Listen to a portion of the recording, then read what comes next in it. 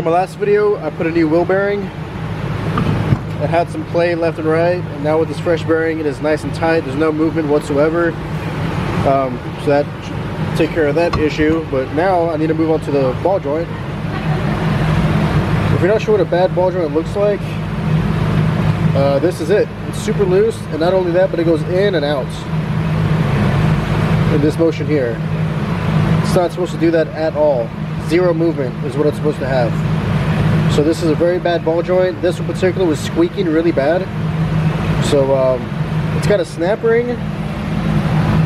What I'm gonna do is pop out that snap ring, and I should be able to just hammer it through. And where's my new ball joint? Here's my new one. The new one just goes through, and then the snap ring goes on the bottom side to hold it in place. So first things first, I'm gonna pop out the snap ring. Alright, I got the snap ring out. It gave me a little bit of trouble, as you can see, but luckily my ball joints come with new snap rings. So I've got this side of the knuckle up against this vise, and I'm just gonna hammer it through. Alright, it feels like this might be the last hit. Nope. There we go. And it's through. Here's the all joint. I'm just gonna kind of brake clean it out, spray some WD-40, and hammer the new one in. On the new one, you gotta be really careful not to hit the center of it, because that could actually damage the new ball joint. You want to like use a socket and just focus on the edges of the perimeter of the joint. Try to stay away from the center. Alright, so to get the ball joint through the knuckle here, I had to remove the boot. It just has like these spring clamps. It's just like a spring. Once you just release it with all I did was release it with a flathead screwdriver, and I could pop the boot off, and I was able to slide the joint this far in, and I kind of gave it some taps. But the best bet here is going to be a ball joint press tool, and I don't have one, but I'm going to run to the parts store because I'm pretty sure they can rent one. It might be like 200 bucks, but you will get your money back when you take it back. Here's the tool set that I need. They call it a master ball joint service set. It was $162. Holy shit. But I am going to get my money back once I return it. So this is going to make it a lot easier. It's going to prevent me, it's going to save me from possibly damaging the ball joint if I were to like hammer it in there all the way. This is your best bet. And once I get back to the shop, I'll open it up and show you what's inside. So here's the master service set. Basically just comes with a lot of different size cups. Like here there's 3 in the middle. Deep cups for like if the joint needs to go through.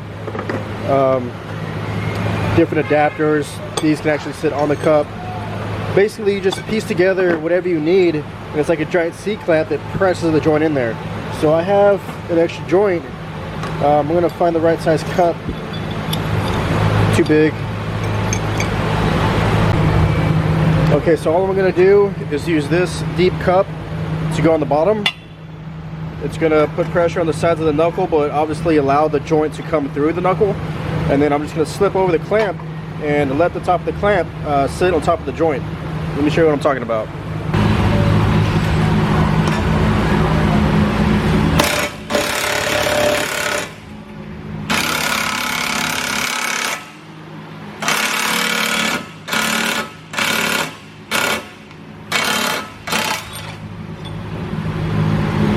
Just like that, it's pressed in, it's bottomed out on the knuckle.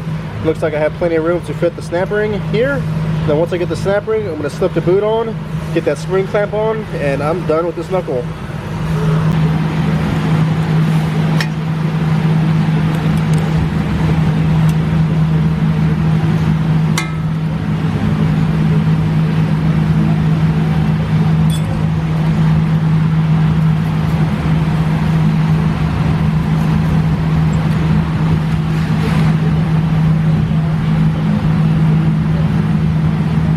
Alright, getting that spring was a little bit of a pain in the butt, but I finally got it on there. So that's a complete knuckle rebuild. In my last video, I pressed a new wheel bearing. If you want to check that out, I'll put a card up top and a link in the description. Next episode, I'm probably going to throw this entire knuckle back in the car on my lunch break tomorrow. So if you like this video, don't forget to like and subscribe. See you in the next one. Thanks for watching.